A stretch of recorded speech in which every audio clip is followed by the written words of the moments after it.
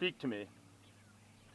Camera, speak to me. Is that a little bit better? Is that louder? I need a Kleenex. I need a Kleenex. My eyes are watering. There must be something very sexy about them. Well, they're... Now she'll do this every now and again. That's a The lot frog of... in the throat, like. I know, it's all your fault because you made me talk when I had food in my mouth. It's gone down me windpipe. Okay, here, come here, Hilly. So, what's your name? Oh, are we starting now? Oh.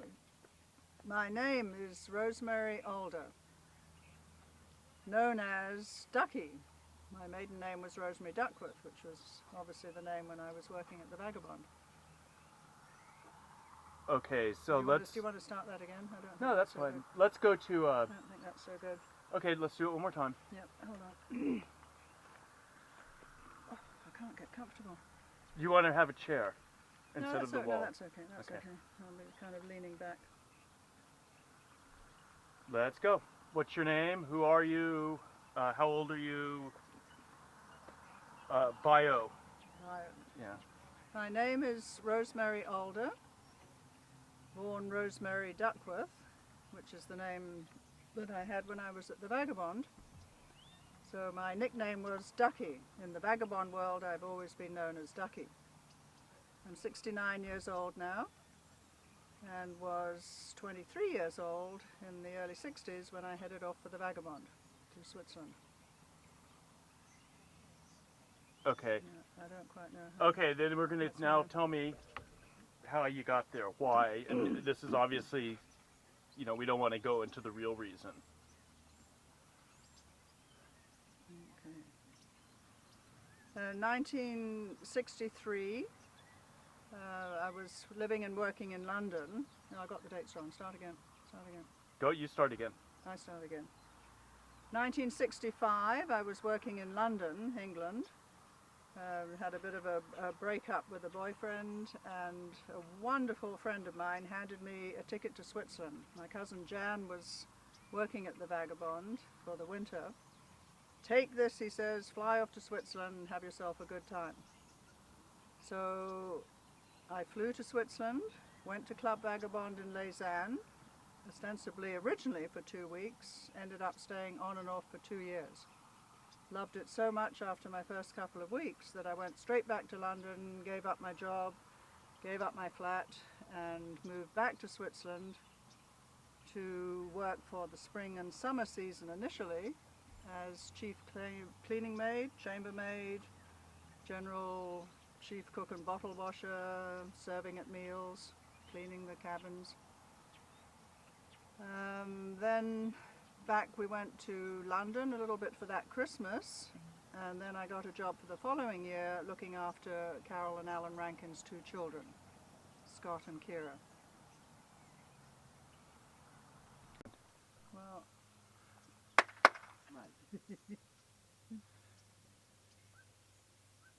We have time. we have time. Got Yeah. all day. Yeah. Hi, my nickname is Ducky. I am 69 right now, and this is my nickname for the Vagabond days. The Vagabond in the wonderful country of Switzerland, which drew many of us together in the early 60s. I'd been working in London in the early 60s, and a friend of mine, as a great gift one Christmas, had given me a ticket to Switzerland to go and join my cousin Jan, who was working at the Vagabond at the time. That did it. 2 weeks of absolutely wonderful fun, meeting fantastic people. I went straight back to London, gave up my job, gave up my flat, and moved back and worked at the Vagabond on and off for the next couple of years. That was better. I know we're jumping the gun, but now your experiences there, which like I said, we'll fill in the gaps here in a little while. Here you are on your way to Mexico. You split your time between Vancouver and Mexico. Did the experience of this sort of cosmopolitan place, the Club Vagabond, and even to a certain degree the town itself being cosmopolitan, with a history of that with the TB, did it affect you as you grew up, as you matured, and how you live your life now, or have lived your life? Yeah, I guess a little bit there. Yeah, I haven't said much about my background here, have Let's I? do that. A little bit. Is it rolling here then? Yeah. Yeah, I had come from a very, in some ways, very sheltered life in England, straight from a boarding school and then working in London. But my own background is I was born in South Africa, then moved on to Malaysia, Malaya as it was in those days. My father was in the government service. So I spent all my early childhood in Kuala Lumpur and was then sent off at the age of 9 to boarding school in England. So I had been used to a lot of traveling, but had still lived a fairly sheltered life, not really meeting that many different people. So my experience at the Vagabond was so fantastic in that here were these people from every corner of the world, mostly English speaking in the early days at the Vagabond. But such a mixture of wonderful people that my whole life expanded, and that's all I felt is I wanted more of this. I wanted more of this. I wanted to keep on traveling. One of the main things in that first summer that I was working at the Vagabond was meeting all the climbers. Lausanne was home to the mountaineering school, and in the summer we all had time on our hands. So here we chummed around with and met people like Dougal Haston, Mick Burke, Don Willans, the early climbers who were there, and of course John Harlan, who was living there as well. He was running the mountaineering school. So we'd take off in the afternoons with Dougal, and he'd show us how to climb up the rocks in the local areas. Fun. We thought this was amazing, and what a great bunch of people these were. Mountain men. So my early experiences then, especially meeting John Harlan, he was a good friend of Alan Rankin's, and John was something else. He was an amazing character. Really enjoyed the times that we chatted with him. So we really looked up to these mountain men. They obviously had something that we didn't have, and we were really wanting to emulate this a little bit. So I would say from those early days I've followed and become really an armchair climber all my life. And then especially when Leighton Core was brought over to the winter of 69, I think it was, or 68? 66. 66. Okay, you can edit that. In the winter of 66, John Harlan was getting together a team to attempt the north face of the Eiger, which I believe is now known as the Harlan Route. So Leighton Core was brought over from Colorado, and Dougal Haston as well. And this team at that time were preparing for this big climb. I remember spending quite a lot of time with Leighton in those early days, and as we would walk down the mountain paths he would be plunging his bare hands into the snow all the time. I thought he was completely crazy, but no, having to toughen up my hands for this winter climb. Goodness me, what characters they were. So it was obviously with enormous sorrow for us all when John Harlan was killed on this climb in that winter of the Eiger. Leighton went straight back to Colorado, and I haven't seen him since.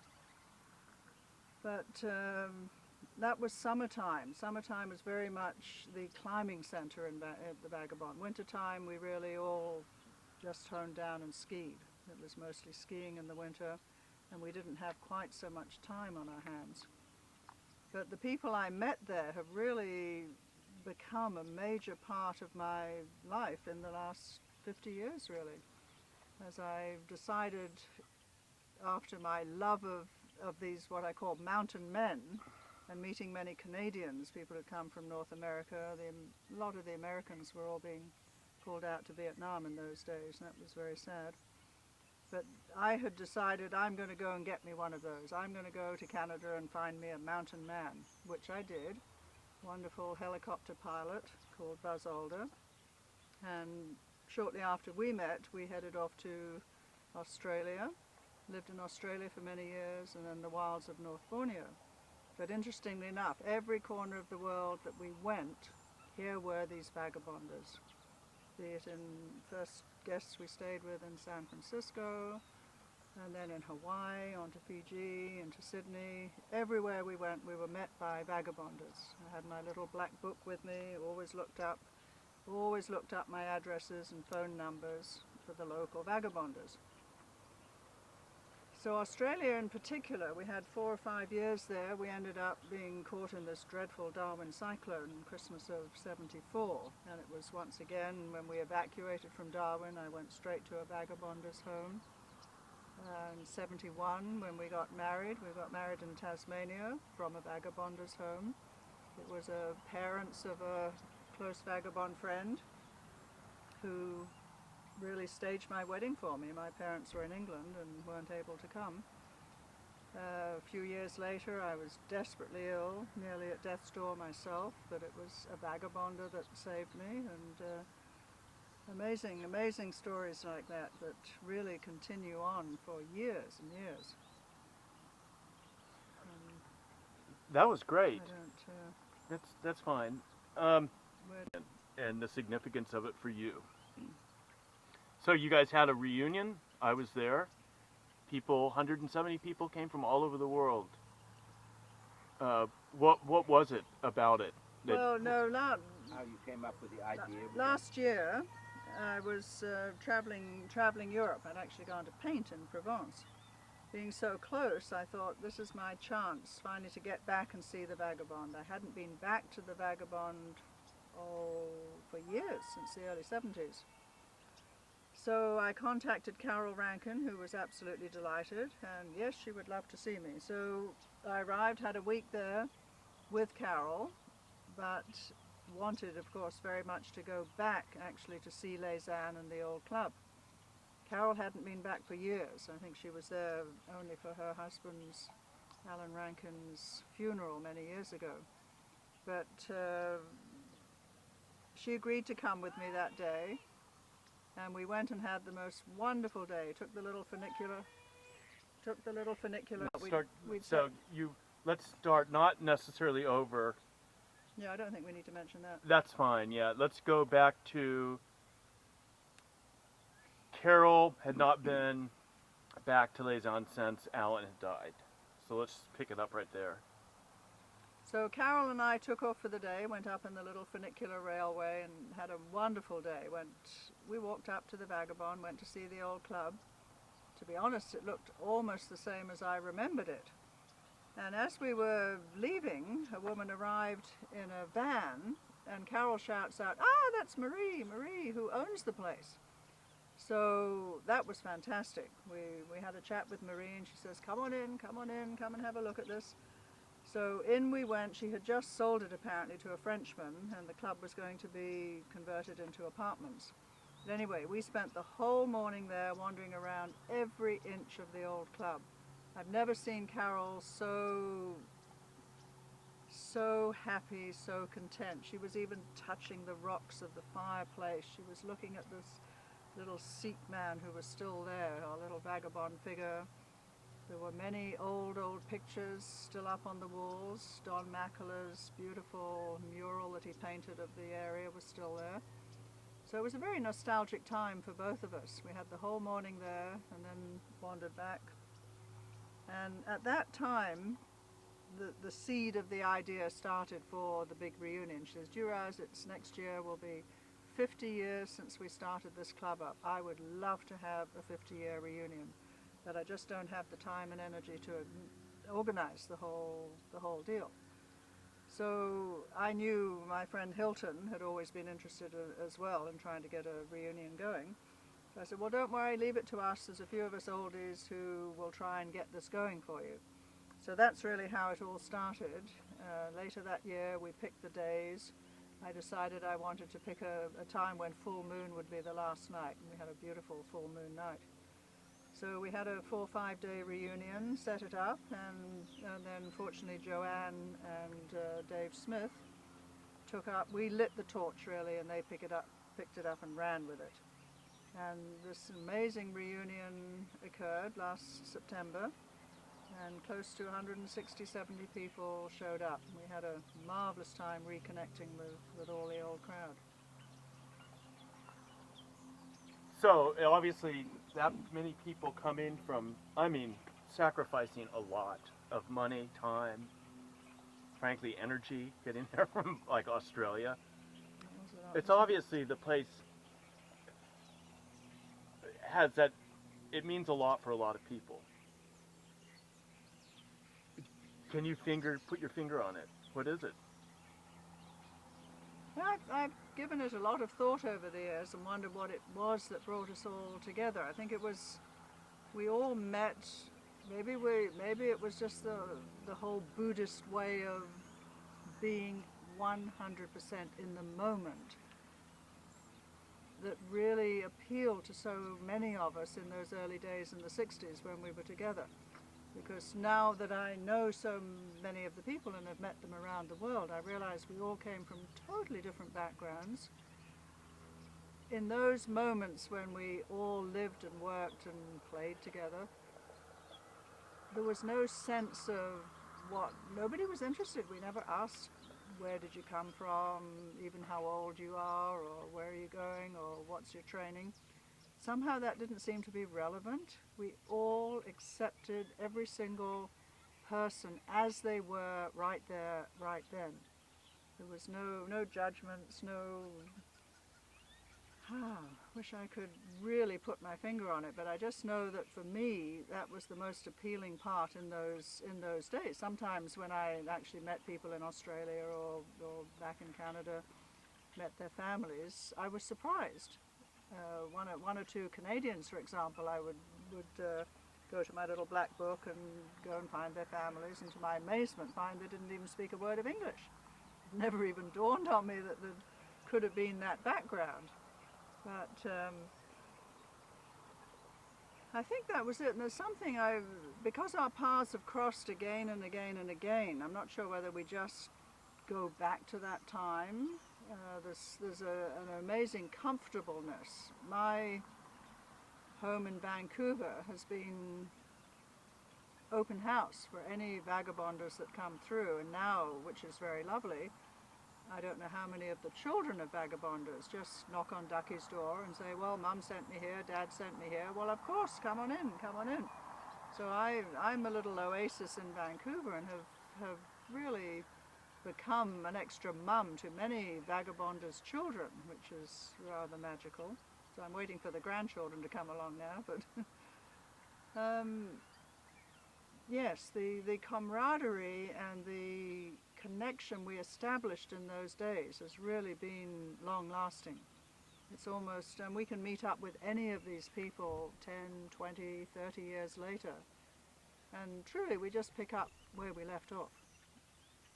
I don't necessarily keep in touch with everybody now. I used to send Christmas cards every year, but I haven't done that since I moved to Mexico. I haven't done that for the last 2 or 3 years.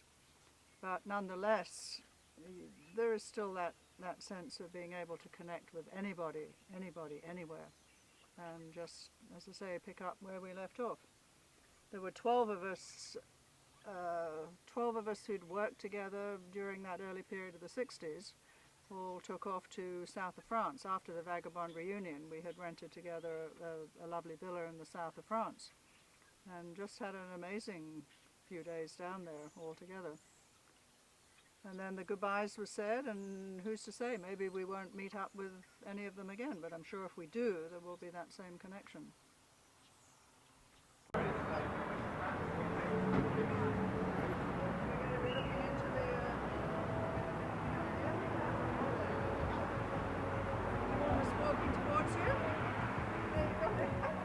Walk away. I'm following you.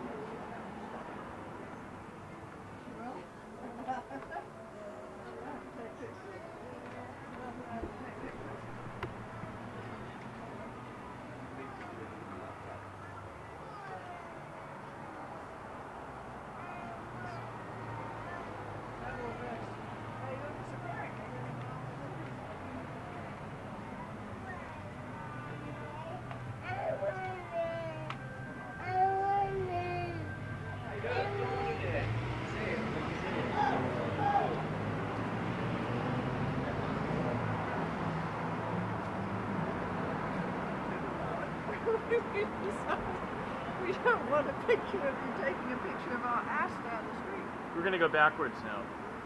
We don't want to.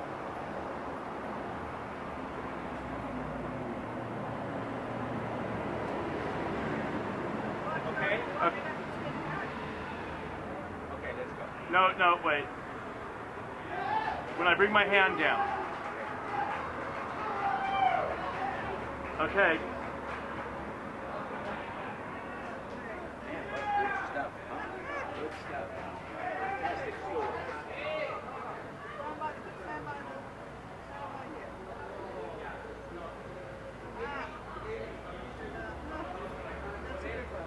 Magnificent. Look at that.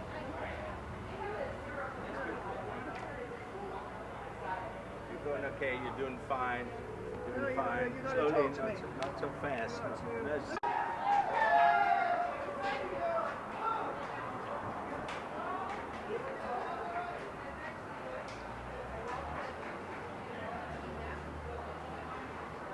Duck in and then. It's okay. Okay.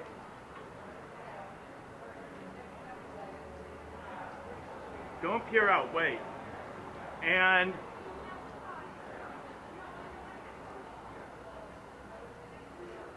Yeah, you want a picture of that one? Yeah, come and stand here. Come and stand here.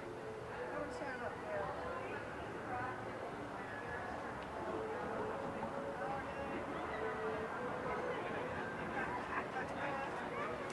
There we go, I'll show you here. Okay, me old buddy. Okay. Okay, you got to chat to me all about. I mean, look at the clouds. Look at the time and the sun going back over the mountains. They're having a bit of a laugh here. Yeah, He's having a bit of a laugh. We're going to be signing autographs. Look at this one up here. We're getting a chance to do Marianne's store. Oh, yeah. We're getting a chance to have a look at this. Yeah. Where do we want to go here?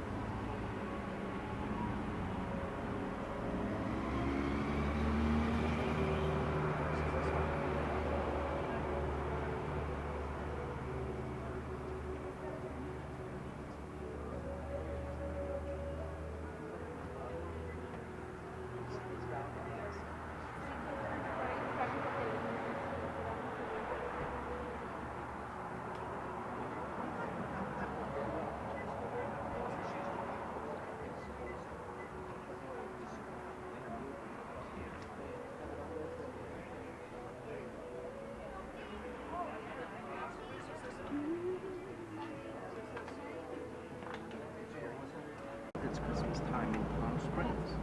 Well, look up here. Yeah. Look up there. Up where? Look at that. The mountains you in? Yeah, right up there. Who's that?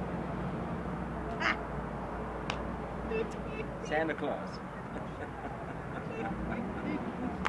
Santa, would you like water? I don't know about that. I kind of need. Oh, that is Palm Springs. That's Palm Springs, okay. Can you imagine the motorcycle convention coming into That town? is Palm Springs there. Oh dear, that is a riot. That is a riot. Oh, lovely vagabond.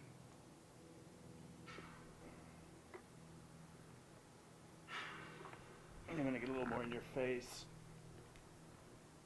Where's Hilly? We lost him now? Mm-hmm. He's going to get on his buttons.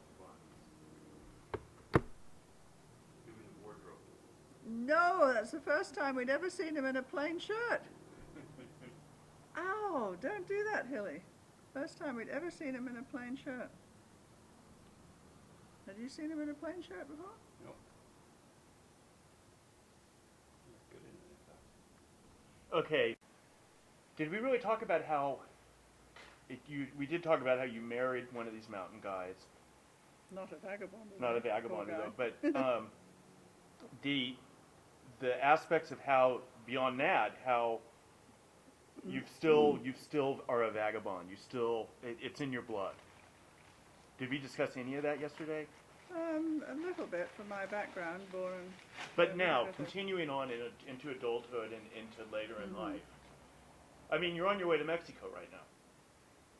Right. But I haven't said I live half the year in Vancouver and half the year in Mexico. So you still float around. You still like to travel. Still a vagabond. And hilly too, definitely a vagabonder. This is where some chat between the two of us would be kind of interesting too, Uh-huh. that we can do. Let's just finish up with you, though. Okay. Um, Okay. Tell us about then the working after that truck goes by. Let's talk about road trips. How you would pick up and leave. In the summertime, that was mostly in the. How do I start that then?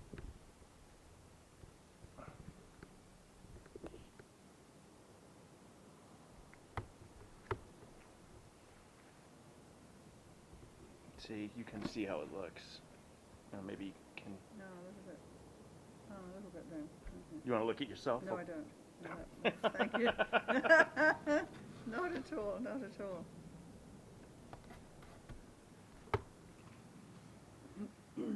So did you guys? You would work in the summertime. Is it on? Yeah. Yes, the summertime was really the freer time there.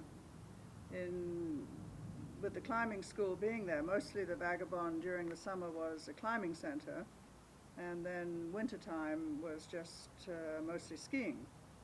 So in the summer now what we need to know about the Vagabond was, in theory, when we worked there, quote unquote, we were actually only allowed to be in the country for 3 months at a time. So what would happen is every 3 months or so we would take a little side trip off to Germany. Myself, I went several times down to the south of France. I had a French family that I used to live with there in the early 60s and that I'd au paired with.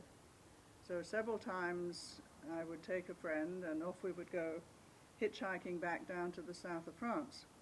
So I was able to arrange our working schedule for working hard, solidly through from 7 in the morning till 9 at night for a couple of days, and then we would take 2 days off and a half day on either side, which was enough time to get on the road, put your thumbs up and hitchhike wherever you wanted to go. So we had a lot of fun seeing around the area this way. The police, the gendarmes in Lausanne, really turned a blind eye to the fact that we were only supposed to be there for the 3 months. I don't ever remember actually getting a visa to work there, but I think they were well aware of the fact that a lot of young people were there. There were about 25 of us on the staff at any one time. If the 2 chalets of the Vag, as we affectionately called it, were full, there would be probably 120 guests. So 25 of us on the staff became this close-knit family that would head off. A lot of the guys in the summertime had their wonderful BMW bikes, and we'd all jump on the back and go up through the mountains, and lots of little trips and visits to nearby villages, off into Austria, into Germany, into France, and exploring the other areas of Switzerland as well. Yeah, it was the whole ambiance. I often wonder what it was that really attracted everyone there. It was the camaraderie, the total mixture of people. We were all mostly English speaking, but they'd come from all around the world: Rhodesia, South Africa, Australia, New Zealand, Canada, the States. A mixture of all these young people traveling for a year or two in Europe. It almost became like a drug, I would say. It became an addiction. The Vag called us back and called us back and called us back. Many people came year after year in that early 60s period. I'm running out of revs here. Okay. I think I'm off track of it. Oh, yeah, we can end it right there. I think I'm off track of it. It seems that when I've spoken to people that Alan Rankin comes up a lot do you have any? What was he like? Alan was a gentle soul. He was a really, really lovely man. In fact, interesting enough, I hadn't really myself met many Canadians before I went to the Vagabond. By the end of my couple of years there, on and off, I thought these were some of the best men I'd ever met in the world. That's why I made a very conscious decision to head off to Canada and find me one of these wonderful Canadian mountain men, which fortunately I did. He was a little bit strict, which was good in running a club like that. I think many people have an idea that it was nothing but drugs, sex and rock and roll at the Vagabond. That wasn't the case. Alan kept a pretty tight ship. Carol was very efficient. She ran the office. Alan was a serious man, had a great sense of humor as well, but they were raising a young family there, and this was their life. This was the life they had chosen. It was a lot of work for them. It was a lot of work. Running that kind of resort is really a 24/7 job. There was one hilarious time when some very bizarre pictures of me went around, which started the rumor that Ducky had been posing in the nude for Vagabond pictures. Nothing further from the truth, but he called me into his office and immediately fired me. But when the whole full story came out, fortunately I was hired on again. But you know, he was keeping a tight ship there, and I think that was great. How about did you know Luke? Yes, Luke Van der Kai. Uh-huh. Luke was a nice man. Luke was great as well. I don't think I ever saw, maybe Hilly had seen the inside of his pad. He had the whole top floor of the Vagabond, had made a beautiful little pad for himself. Luke was very much involved. He was a figure in the bar every night. When I was first there, the original four were there. Ken Tate was there as well. Joan Seaman, she came from Australia. In fact, Joan I have visited a couple of times years later in Brisbane. She still lives in Queensland.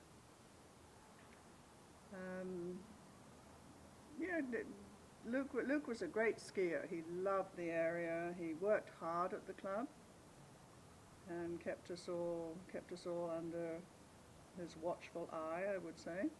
Hilly may be able to expound on that one a little more. Don't look at me.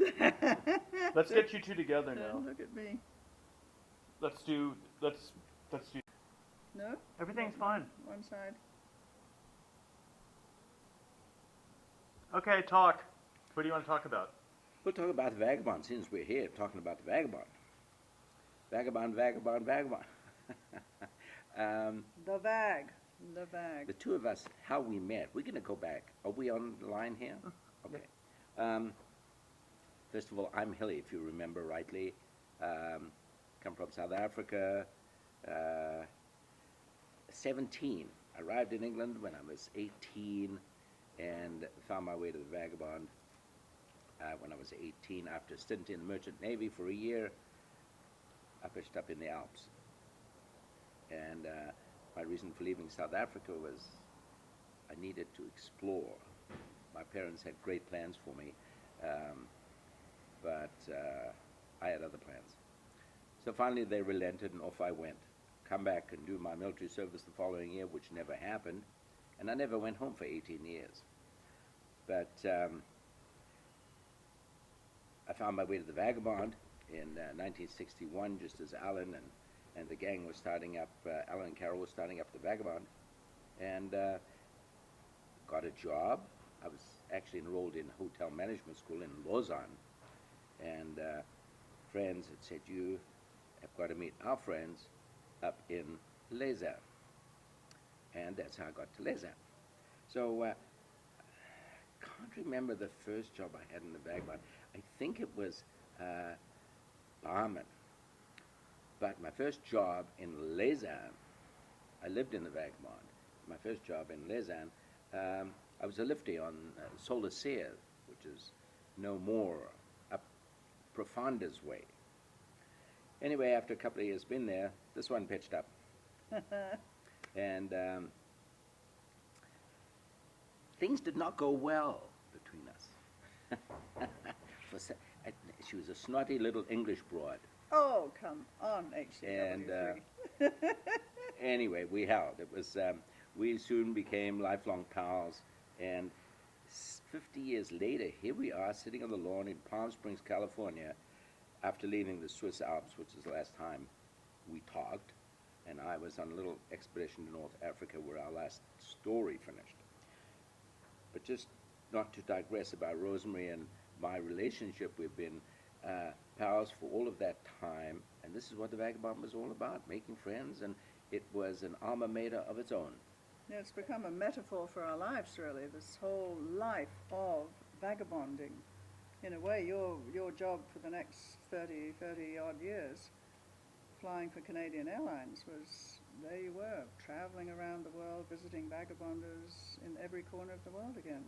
And that was the bug that got under my skin. So I'm not sure that this really was the same for everybody. I think there was a hard core of us that were there in the 60s that really have ended up living this vagabond life ever since, don't you think? Oh, for sure, because once it gets under your skin, like As I say, it became like an addiction. An It addiction, almost that's became right. an addiction. But there were many who were stricken with the same illness.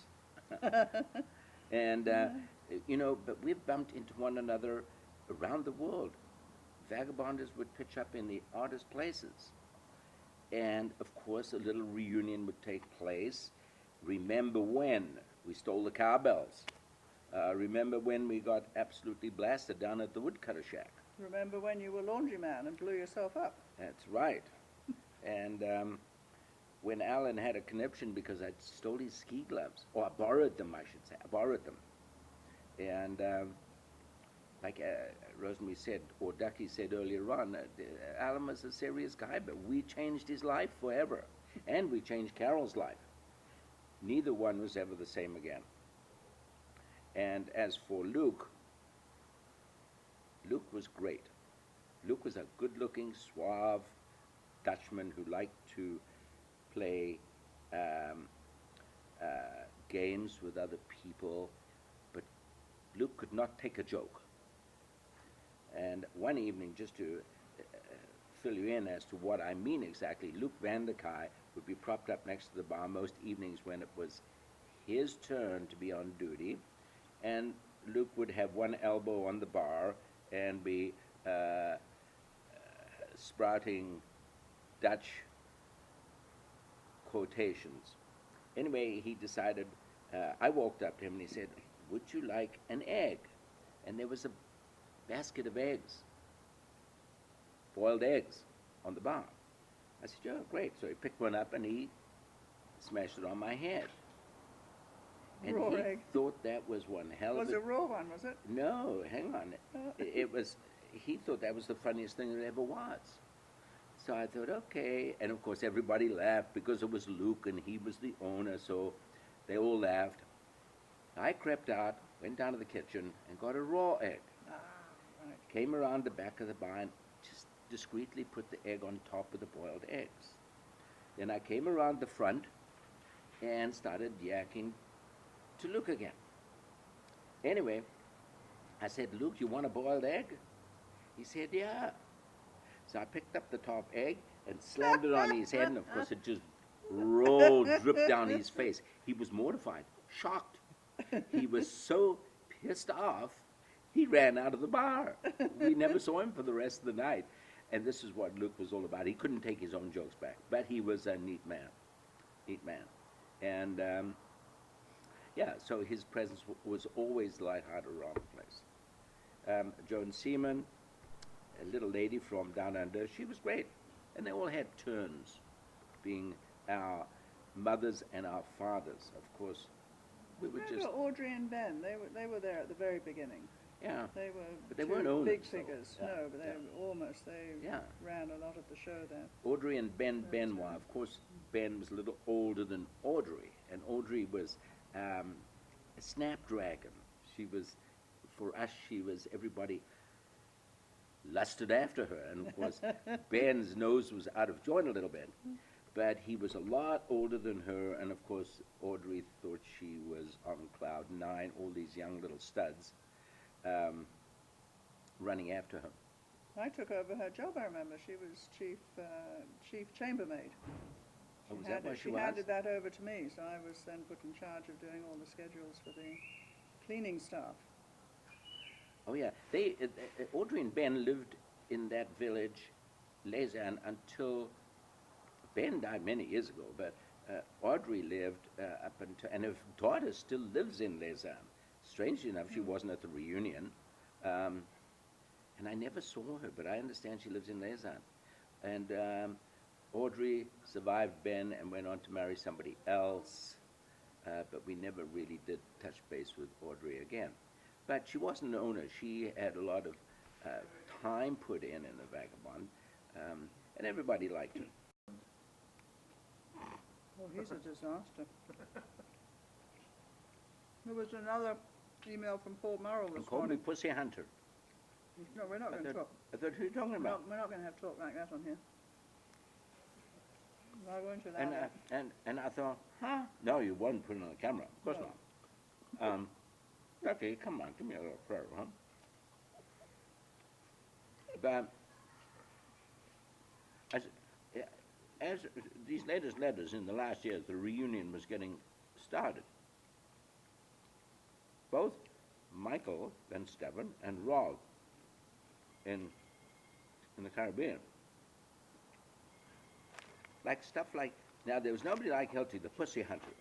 I thought, Oh, I never disgusting. thought of myself as any such thing.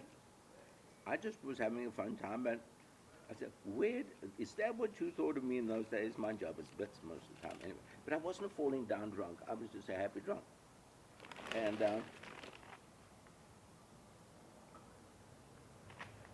so, but now when I come back and I think, huh, that's what you think or thought of in those days? I think it's quite funny. Michael and I, again, because I was based in Hawaii for many, many years, and that's all I would do, Hawaii, Australia, and New Zealand. So we'd spend the weekend, I mean, not every weekend, but I would arrive on Friday evening in Auckland, give him a call, and we'd have dinner. So, and that went on for 15 years of my basing in Hawaii. So all of that time, I either spent it in Australia or New Zealand. But I never came back to Vancouver. He strikes me as a character. But all of those trips, Well, he came to see me several times in Vancouver. oh yeah. But He was working for his father's business. And then he got kicked out. well, he got disowned. But he was illegal in the States. You want to put my hat on? Oh, Yeah. here it Yeah. is. Oh, no, it's okay. He was illegal in the States. And he wasn't a bad skier either. And he became a rep, ski rep, and lived in Aspen. But it all came to an untimely end because he had a bad temper. He got pulled over by a state trooper for a back taillight. Well, he smacked the state trooper. He went to jail and they deported him. Can't do that. You don't punch police officers. I'm surprised he wasn't shot.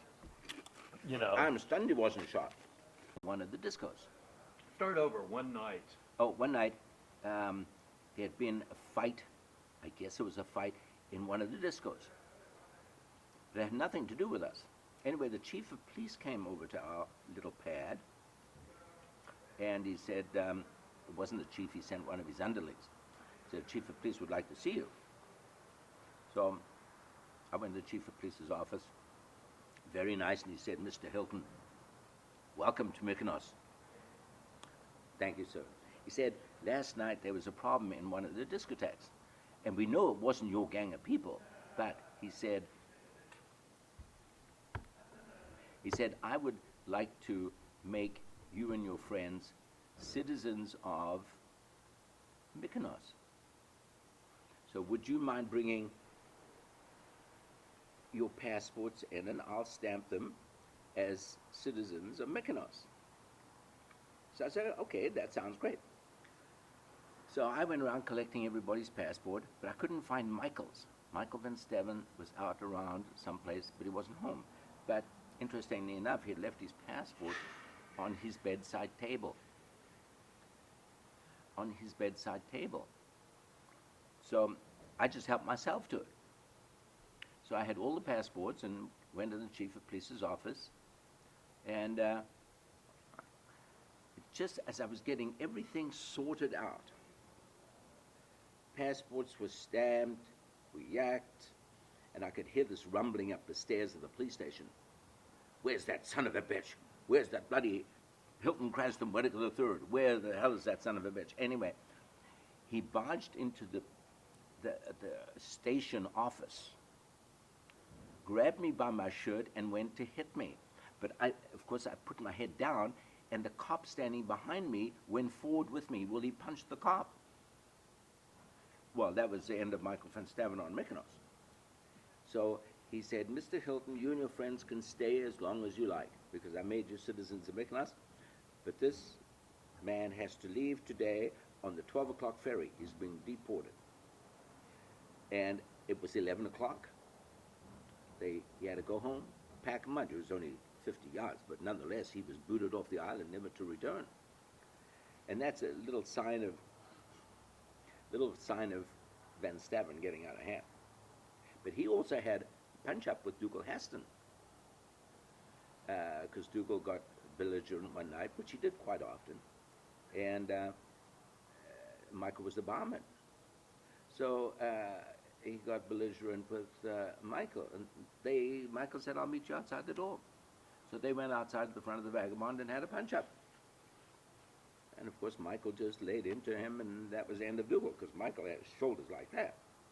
What was even more scary was that he had thick bottle glasses, bottom of bottles, and they go round like that.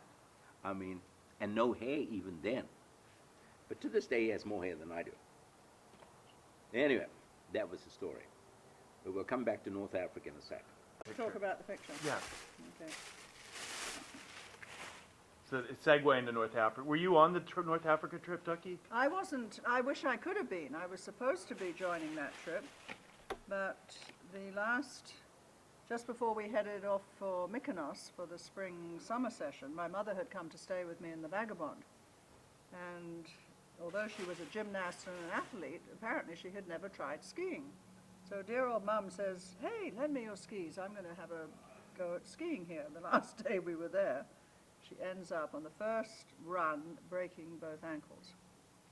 So I ended up having to go back to England to take care of her a little bit later that summer. I had my month in Mykonos, but instead of then carrying on with all the rest of this gang, I was a very dutiful daughter and went back and looked after Mummy in England. There you go. But this is why I love this picture. This is a fabulous picture. This picture I have seen in every corner of the world, because every single one of these members has this photograph. And I've seen Dave Johnson's, I've seen Danita's, yours of course as well, Katinka Makalo, Sonia Harvey, who I've just been on the 50-year reunion with. Sonia married Dave, she met him at the Vagabond. Bob Gagnon, who I see all the time in Vancouver, and Sandy Mott, who was Danita's cousin. Sandy Mott lives just north of Brisbane now. She's the one I mentioned earlier. Really, when I was desperately ill fighting for my life, it was that family that saved me in Queensland in the early 70s. Oh, that's right. And this was the night before we left for the Middle East, for North Africa. And this was why somebody signed this, Hilly, look after yourself, lots of love. Thanks for Mykonos. And who's that? Who signed it? And Saha, I guess, is hello or goodbye in Arabic. See that? Resna, it looks like Resna, doesn't it? Sahahili. Katinka. Ah, this is obviously before Katinka married Don. There's no Oh, of maiden course. name there. I mean, of course, they were just on. Fabulous picture. Fabulous picture. It's such fun that every single one of you has still got this copy. And I've seen it in every corner of the world. Everybody brings out that photo. So this is where we tried very hard to get this whole group back for the 50-year reunion. We were pretty close. Pretty Well, close in getting. Gagnon ducked out at the very last minute. Sandy would love to have come, just didn't quite make it. Unfortunately, Danita ducked out at the last minute, but Katinka came, Sonia came, Dave There's Johnson 4 of came, us. you came. Okay, there's 4 3 out of 8. Yeah, 4 yeah. out of 8 wasn't That's too it. bad 50 1, years later. 2, 3. Yeah, 4 out of this picture were there. But both of these would have come, so Sandy and Bob Gagnon. Anyway, there's We're planning on pictures and coming. there's pictures and there's pictures. And Tell me why in that photo. Set it up for me. Just to be, this is the photo that we were talking about the night before they left, but you ended up getting there first. yeah, set up the story for you. Just quickly tell the story. Okay, Don't well- stop at the stable. Stop after you got through into Egypt. Okay. Well, the deal was that we'd planned to go to the Middle East and North Africa together. We had 2 cars, a VW Beetle and a VW Combi. We got to the Middle East and gotten to Lebanon. Lebanon, from Beirut, we were going to catch the ferry to Egypt, was our next leg of the journey. Anyway, we met up with some really neat Lebanese fellas, 2 great guys, and they gave us their apartment, and we were decided that we were going to leave they were going to leave the following day. Well, I had not passport problems, but visa problems. And as a South African at that time, I was not allowed to go to Egypt. They just did not give visas to South Africans. But anyway, after this dinner, our farewell dinner, I was going to go back to Switzerland, and I'd see the rest at the end of the summer. They'd all come back to Switzerland because everybody came back to Lausanne. That was our home. So on the way back to the apartment, one of the Lebanese fellows said, listen, Hilton, I can, because he owned a travel agency, he said, I'll sell you a ticket to Cairo. But he said, if they deport you, it's your responsibility. So I can't imagine what I paid for a ticket from Beirut to Cairo. Irrelevant. So I said, okay, great. So the next morning, I got up, he drove me to the airport. I had all my black market money stuffed in my underwear. And you can't believe, I guess, I got an airplane with cut-off jeans and little Jesus boots, sandals, you know. We used to call them Jesus boots. And away I went on my flight to Cairo. Now, the rest of the gang had already gone the day before. We put them on a ferry boat, picked up both cars, put them on a ferry, and they sailed to Alexandria. So when these fellas sold me a ticket, that was the following day to Cairo. I mean, I was, if I got through, which was at that time sort of pretty iffy, I was taking a shot in the dark, so away I went. Landed in Cairo, and a little simpleton here, I'm standing behind this fellow who had a green and gold passport, an American. But coincidentally, South Africa had a green and gold passport as well. And I'm not sure if the immigration officer was confused or he knew exactly what he was doing, but he certainly looked very efficient. Remember, a lot of British influence in the Middle East, in North Africa at that time. And here was this huge immigration officer, spit and polish, you name it, and mean looking. Well, it was my turn after the American. And he looked at my passport and he said, how long do you want to stay here? I said, oh, a week is fine. He said, how about I give you a visa for 3 months? I said, okay, how much is that? He said, no charge. whereas my pals had all paid $50 for a visa for a week in Egypt. Wow. And I thought, yes! So that was it. There I was, walked out of the air terminal with my little Jesus boots and my backpack. And I thought, okay, I'm in Cairo, what do you do next? When in Egypt, what do you do? So I thought, Giza, the pyramids. So that's what I did. I got a bus with the chickens and everything else. And, you know, a little white boy in Egypt, I mean, they were found, they weren't easy found. And that was me. Got to Giza, and I was walking along thinking, man, this is something else. But I really had no plan of where I was going to stay that night, although I had a bedroll, so I probably would have slept under a tree or something. But this young kid comes up to me and says, hey, mister, want to come for a ride? Horse ride? I said, sure. So he said, the stable's right here. He said, no problem, just leave your backpack right here, and I'll saddle the horses. So he saddled up the horses. I mean, it was the cutest thing. He didn't want money. And we rode for 2 hours into the desert. The most incredible scene you've ever seen, because on the one side, the sun was going down and it wasn't below the horizon, a big ball across the Sahara Desert. You can just visualize it. And behind us, a full moon above the other horizon, and the pyramids in the middle. While I was absolutely dumbstruck. I had visions of Lawrence of Arabia. Anyway, after an hour or so, we came back and it was dark. He said, well, just ride around the back of the stables and come in the other way. And as I came around the back of the stables, we were on the 18th hole of the golf course. And lo and behold, who is camped on the 18th hole? All the gang. The gang. That's right. The I whole remember. gang. Wonderful story. And I'm thinking, they don't know that I'm here. And they don't, because I used to wear an Arab headdress, like Lawrence of Arabia. I'll show you a picture in a sec. Anyway, I said to the little kid, I said, walk right into the middle of their camp and then stop your horse. I'll be right next to you. Don't say anything, don't talk. So we walked with the horses into the middle of their camp, and we just stood there. And I remember Dave Johnson saying to one of the others, you know, if I didn't know any better, I would swear to God that's Hilly. And then I said, hi, guys. Well, of course, they got blown away. And that was it.